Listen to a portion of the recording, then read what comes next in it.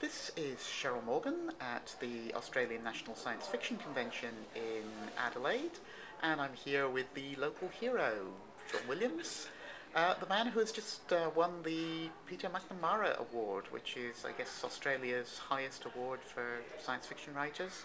It's not terribly well known around the world, so Sean, perhaps you could tell us what it's about and who Peter McNamara was. Starting with the award, I guess it's an award for achievement in the previous year, or it's a bit of a slippery kind of award still. It's still evolving. It's only been around for 6 or 7 years. I guess it's for... I don't want to say that it's what it's for, because it makes me sound like I'm sort of big nerding myself, which always makes me feel embarrassed. Peter McNamara was a wonderful guy in Australian science fiction. Before we had major publishers publishing any novels, he was running a small press, he was publishing magazines, he was based in Adelaide instead of Sydney or Melbourne. He was well away from the centre of things, but was very much the core of Australian science fiction and fandom as well. And he promoted the careers of a number of writers that have gone on to become very important, like Terry Dowling, Sean McMullen, Damien Broderick. He was the only person publishing their books before they went overseas, found careers overseas. So when he was diagnosed with having an inoperable brain tumour, the community really rallied around him, really appreciated the importance of what he did, and recognised him with this award, which is not a juried award. Somebody selected out of the community to pick one person, and I'm really, really honoured to be that person this year. I'm quite startled and quite moved, because Peter was a very good friend of mine. He published my first novel. He helped me out with my early short stories. Of course, the world has changed quite a bit since Peter's day, because we now have the internet and whatever, and everywhere I've been on this little tour of the Southern Hemisphere, I've been discovering fabulous writers who are selling into the UK and the US, becoming New York Times best-selling writers, which of course you have as well. Which I'm very lucky to be. It seems to be a lot easier these days than it was when I first visited Australia. It was certainly less time-consuming. I started trying to be a writer, seriously trying to be a writer 20 years ago this year, and I didn't have the internet. You certainly couldn't do internet submissions. 5 or 6 years later, I did actually pick up my agent via the internet. I was just starting to be able to submit stories to editors that I knew via the internet, but it was nothing like now. The website presence of magazines isn't as... You had to really search to find magazines online.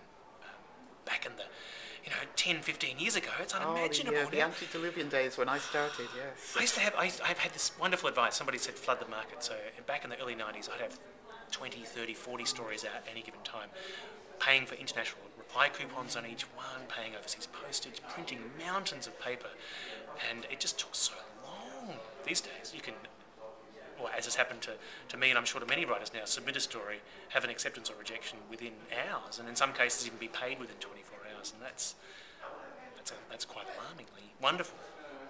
Okay, so now there's all this flourishing of science fiction and fantasy writing in Australia and New Zealand and whatever, and we've got a Worldcon coming up next year, so there's going to be lots of exciting stuff for people to come and see? Absolutely. Absolutely. For Australians and people overseas. I mean, Melbourne's a beautiful city. We throw a good party. Yep, I'm yes. well aware of that. Oh, yes, the best party I've ever been to was at Worldcon in 1999, so that's setting the bar kind of high. I didn't get to that one. Oh, really? I'll give you the secret address for next one. I was too busy bidding for a Worldcon myself. Oh, that's right. That's always a bad move.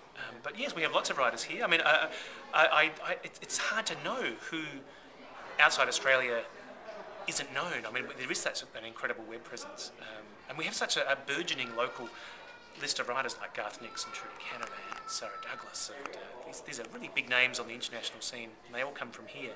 So it almost doesn't feel like an us and them. I feel like saying, come down to Australia and see all our great writers, but chances are you've probably read a lot of them and may not even have realised. Well, there's always new people coming up. I mean, one of the things I've noticed here, there's a whole bunch of small press magazines and websites and whatever. There's got to be a lot of new people. And also, you taught at Clarion. There's a Clarion workshop in Australia now? That's right, Clarion South every 2 years in Brisbane. Yeah. So they're good people coming out of that? Oh, very good people, terrific people.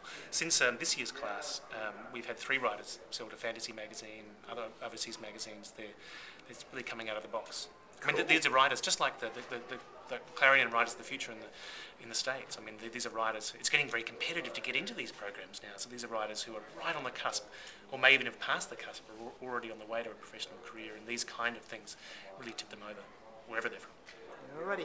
So let's talk a little bit about your stuff now. I mean, one of the things that impresses me about you is you've done all sorts of things. And when I first discovered you, you were writing like space opera and sort of cyberpunky stuff. And you've done fantasy. You've had a huge amount of success writing for Star Wars. And you've just been reading from a thriller that you've been writing. So. That's right. And I'm writing a crime novel next year. I do strongly believe... No, well... I believe that I am what I eat, and I read very widely, and I like reading lots of things. My first real exposure to passionate reading was when I was about 8 or 9, and I read Doctor Who novels and Agatha Christie novels almost exclusively. So science fiction grew out of my love of Doctor Who, and I've been waiting for an opportunity to write crime novels, which grew out of my love of Agatha Christie. Fabulous. For a long time, so I'm really looking forward to that. And same with fantasy. You know, I really adored fantasy when I was a teenager, and still do. And that's why I wanted to write fantasy. I still love kids' books. That's why I write kids' books and young adults' books. So you're writing kids' books as well? Yeah, well, kids' fantasy novels, and I've got a series of kids' books coming out next year that are kind of science fiction and fantasy and all sorts of things. So I sometimes think it'd be easier for my career if I just did one thing really well, and that's what I did. I mean, I've written 29 books. If they'd all been space opera novels, maybe that would have been better. Maybe that would have been worse. I don't know. But I think you'd been less interesting. I like you the way you are. Thanks, Cheryl. I'm quite happy with myself the way I am too. Thanks. Alrighty. Well, and hopefully lots and lots of people will be coming to Melbourne next year. They'll meet you at this fabulous party, and then they'll decide that they like you the way you are as well. Yes, don't meet me the day after the party. I'm not so likeable with a hangover. Yeah, and I mustn't forget to tell people also that you're a fabulous DJ. Oh, thanks, Cheryl. Thank you. Thanks for dancing. Alrighty. Thank you very much, Sean. Thank you.